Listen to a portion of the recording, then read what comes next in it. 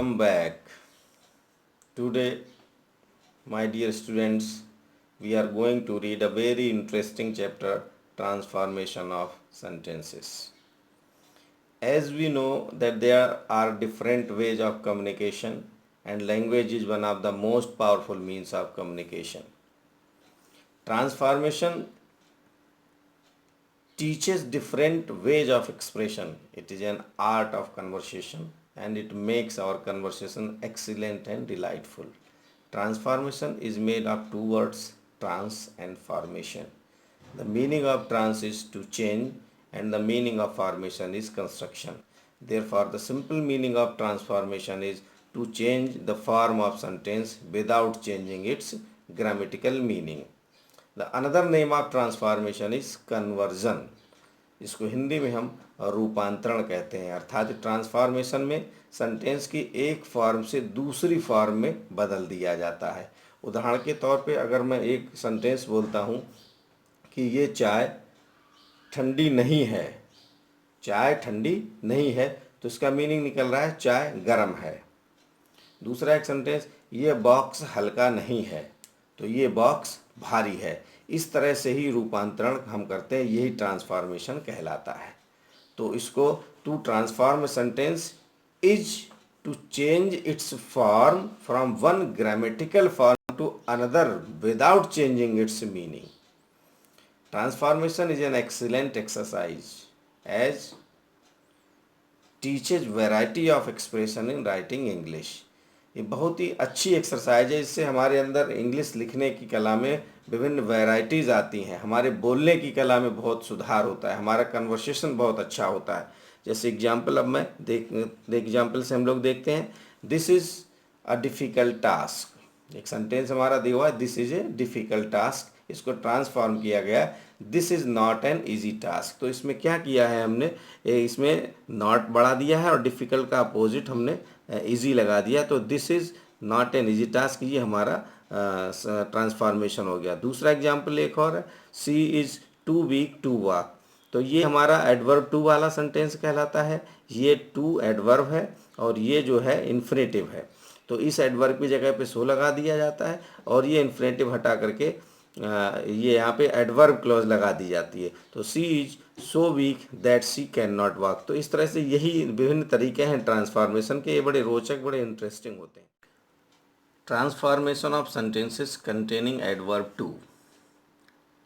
Late us take an example, she is too weak to run the race. First of all we should see analysis of this sentence. Subject, verb, adverb, adjective, infinitive. She is too weak to run the race.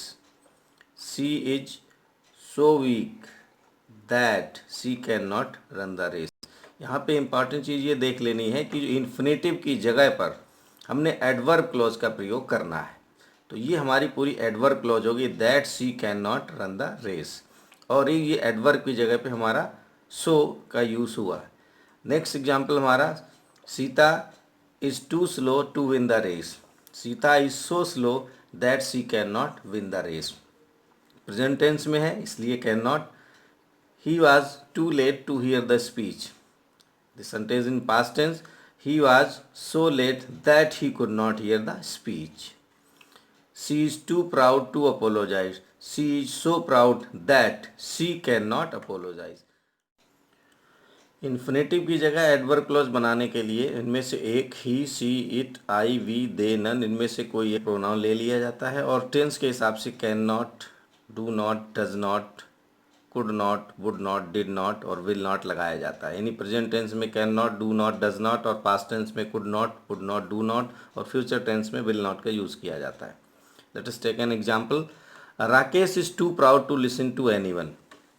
Rakesh is so proud that he is used for Rakesh, that he does not listen to anyone. In another way, this sentence can also be transformed, Rakesh is so proud that he will not listen to anyone. Next example, it is too hot to go outside. It is so hot that none can go outside. Here none is used. हाँ, none के प्रयोग में एक ध्यान देने वाली बात यह है कि नन जब भी हम यूज़ करेंगे तो इसमें नॉट का प्रयोग नहीं किया जाएगा, क्योंकि नन ऑलरेडी नेगेटिव होता है। Next example, the tea is too hot to drink. The tea is so hot that none can drink it. Next example, he is too upright to accept a bribe. He is so upright that he cannot accept a bribe. Or he is so upright that he does not accept a bribe. He is so upright that he will not accept a bribe. ये 3 तरह से sentence बनाया गया, किसी भी एक तरह से सेंटेंस बनाना सीख ले। He was too late to hear the first speech. He was so late that he could not hear the first speech. दूसरे तरह से सेंटेंस ऐसे बनाया जा सकता है, He was so late that he did not hear the speech. Next sentence, he is too good to be a successful businessman. He is so good that he cannot be a successful businessman. It is too cold to go outside. It is so cold that none can go outside. अब एक slide change इसमें मिलेगा, जब passive mode में sentence दिए हों तब passive mode में ही ट्रांसफॉर्म किया जाता है। For example, the house is too costly to be purchased. ये पैसिव मोड यहाँ पर है, टू बी परचेज्ड, तो इसको हम पैसिव मोड में ही चेंज करेंगे। The house is so costly, यहाँ पर कोई सेम चेंजिंग है पहले की तरह। दैट और हाउस के लिए यहाँ पे इट यूज़ हुआ है, और ये that it can not be purchase, ये पैसिव मोड में ही हुआ। He speaks too fast to be understood. He speaks so fast that he can not be understood.